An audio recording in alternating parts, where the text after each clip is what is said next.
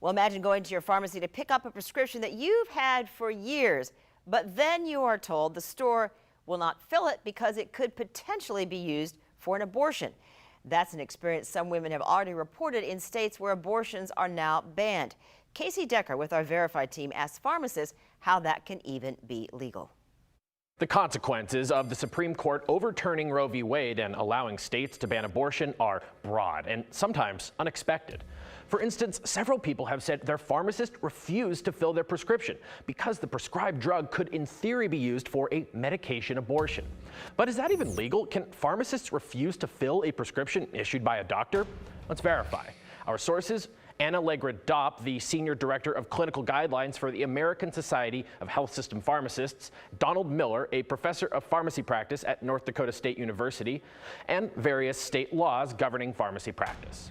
The simple answer is yes, pharmacists have discretion to fill or not fill prescriptions. There are any number of reasons why they might choose not to. It might be a suspicious prescription for opioids. It might be because the new prescription could interact negatively with other drugs the patient is taking, or the pharmacist might suspect an error in the prescription. Pharmacists are not machines. They always use judgment in dispensing. In fact, state laws often explicitly state that pharmacists have a duty to use that professional judgment. In some states, they can refuse to fill a prescription purely because they have a personal objection to the drug. Many states and pharmacies require that in those situations, the pharmacist refers the patient to another provider or hands them off to a colleague, but not all.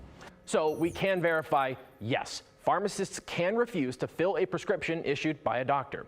Now, what we're seeing right now isn't necessarily a personal objection on the part of pharmacists. It's a fear of possible legal consequences for providing the drug.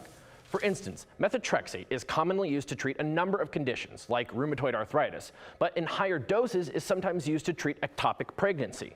That means in some states it is classified as an abortion medication, potentially exposing pharmacists who provide it to legal repercussions. We don't know what the ramification will be experienced now as a clinician tries to make these decisions, or if they might be prosecuted 10 years from now. So how can you avoid hitting these roadblocks if you need a drug considered to be an abortion medication?